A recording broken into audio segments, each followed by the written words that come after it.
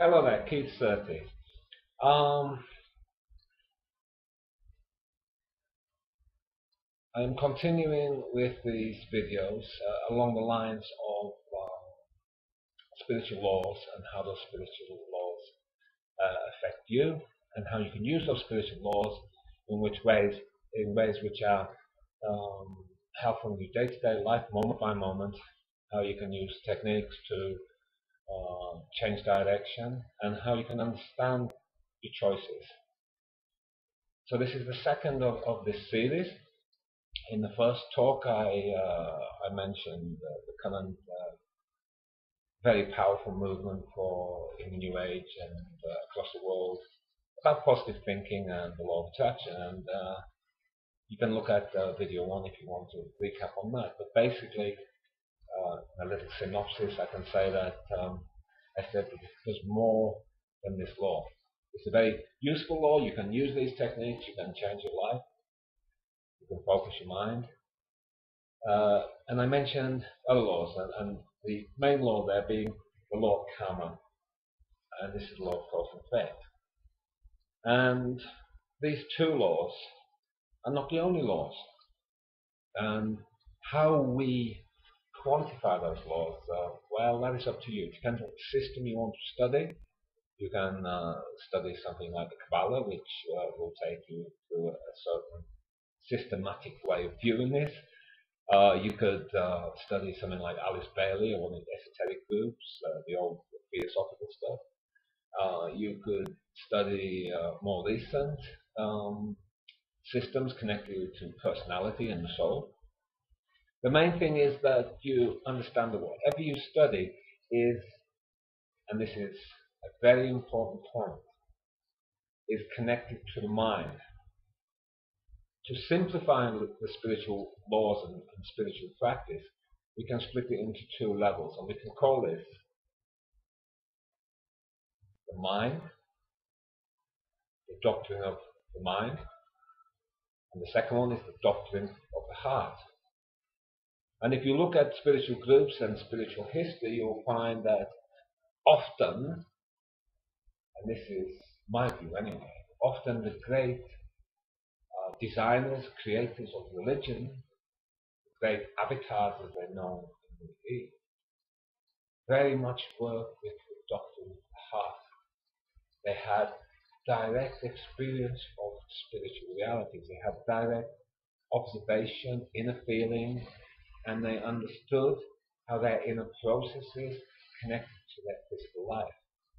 So this is the heart. It's the doctrine of direct beingness, you could say, a way of using silence and the experiences of life and reflecting on the experiences of life in a very still and deep way, so that your heart begins to speak in its wonderful, intuitive way. Okay. So that's the doctrine of the heart. The Buddha talked about the doctrine of the heart. Jesus taught us to pray, to contemplate, to go into types of meditation. All of the great teachers of the past were pointing us towards the experience, direct experience of spirituality. I would say that they were teaching us a very important spiritual principle, and that principle is that life is the school of life, as you've often heard. But we can use words, can't we? And we can use those words, and we don't really feel what they mean. The school of life basically means that as you look back, as you contemplate, as you experience in the now moment life, you're learning all the time. You're experiencing love, you're experiencing hate sometimes, you're experiencing disharmony, harmony, peace, stress, whatever label you put on it. And the direct experiencing of this into the heart creates a type of deep level unspoken understanding alongside these deep levels of faith. Now, in my journey, I had at the age of 14 a very deep spiritual experience that lasted for 4 days. Now, this spiritual experience created for me a words first, a deep understanding. No, that's wrong. Understanding is therefore more mental. No, it's more than understanding. It's a knowing. It's a knowing of the oneness of life, the interconnectedness, the peace, the love, the perfection of life. Lasted for around about 4 days. But then, almost like being hit by a giant iron bar and pushed back deep into the body with all of its old patterns and all of my social bits and pieces that I've gathered up in the first 14 years. These became a prison, and I lost that beauty, that pristine, gorgeous feeling of oneness and peace. And unconsciously I began a search, and that search became a mental search. So I studied. I used to go down to the school library, read yoga, psychology, Kalka Stefan, all of this stuff. I crammed my head looking for the ways to understand the experience I've been through. I did this for many years, studying Alice Bailey's works for over 15 years and other deep spiritual texts. Nothing worked. So you could ask me the question, this is the doctrine of the mind, the way of the mind. You could ask me, all this study, was it meaningless? And I would have to say, absolutely not. Because at the same time, or along parallel lines, I had a natural psychicness. I saw spirits, I saw energy, I communicated with spirits, and I had a natural healing ability.